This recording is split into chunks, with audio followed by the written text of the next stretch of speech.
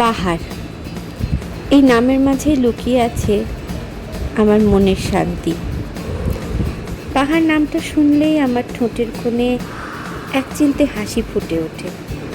এই শব্দটা মনের মধ্যে আমার ছড়িয়ে দেয় অপার শান্তি, এক অদ্ভুত প্রশান্তি। পাহাড় মানেই আমার কাছে নীরবতার মাঝে লুকিয়ে থাকা এক গভীর ভালোবাসা। ওখানে গেলেই যেন মনটা হালকা হয়ে যায় আর সব ক্লান্তি ধীরে ধীরে মিলিয়ে যায়। তাই জন্য অনেক কষ্ট করে, সময় বার করে, একটু টাইম গুছিয়ে 4 বছর পর ডোডাইকে সঙ্গে নিয়ে আবার পাহাড়ের উদ্দেশ্যে যাত্রা। আমার যদি কেউ কখনো যে কোনো অবস্থায় জিজ্ঞেস করে তুমি কোথায় ঘুরতে যেতে চাও, আমার এক বাক্যে একটাই উত্তর হবে, সেটা হলো পাহাড়।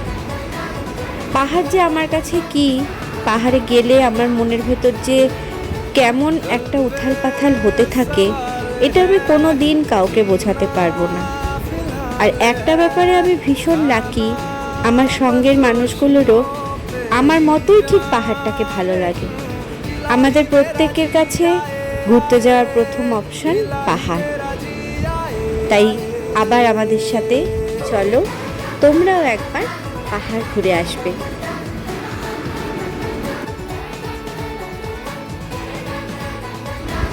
আমাদের এবারের গন্তব্য ছিল ওয়েস্ট সিকিম, ইস্ট সিকিম, আর একদিনের জন্য দার্জিলিংয়ের সম্পূর্ণ রেস্ট। এবারের ঘোরাটাতে বিভিন্ন রকমের এক্সপিরিয়েন্স হয়েছে। বর্ষার সময় না গিয়েও আমরা বর্ষার পাহাড় কেমন হয় তা অনুভব করেছি, বরফ পেয়েছি, ভীষণ হালকা একচিলতে কাঞ্চনজঙ্ঘার দেখা পেয়েছি। সব কিছু মিলিয়ে এবারে ঘুরতে যাওয়াটা যেন একদম অদ্ভুত রকমের অন্যরকম সুন্দর।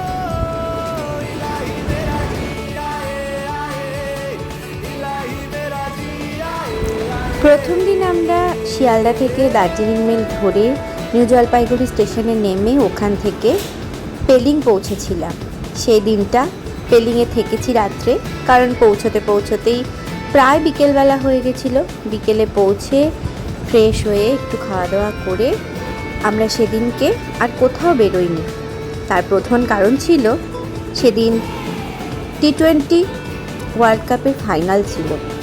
আমরা সবাই মিলে হোটেলের ঘরে বসে ওয়ার্ল্ড কাপ ফাইনাল এনজয় করতে করতে ইন্ডিয়ার জিত সেলিব্রেট করেছি।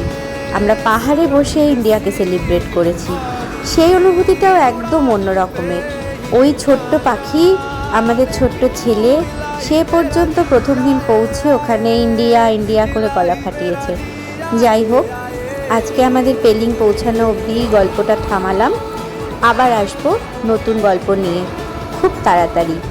কারণ এই পাহাড়ের গল্প যদি আমি এখানে না বলে রাখি, ভবিষ্যতে ডোডাই বড় হয়ে উঠবে যখন, তখন আমরা যখন বুড়ো হয়ে যাব, তখন কি করে মনে থাকবে যে কেমন ছিল আমাদের পাহাড়ে ঘুরতে যাওয়াটা।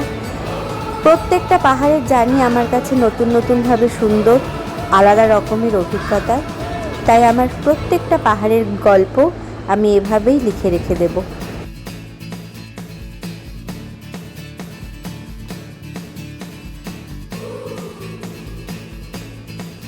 আবার খুব শিগগিরই পাহাড়ের বাকি গল্প নিয়ে আমি আসছি।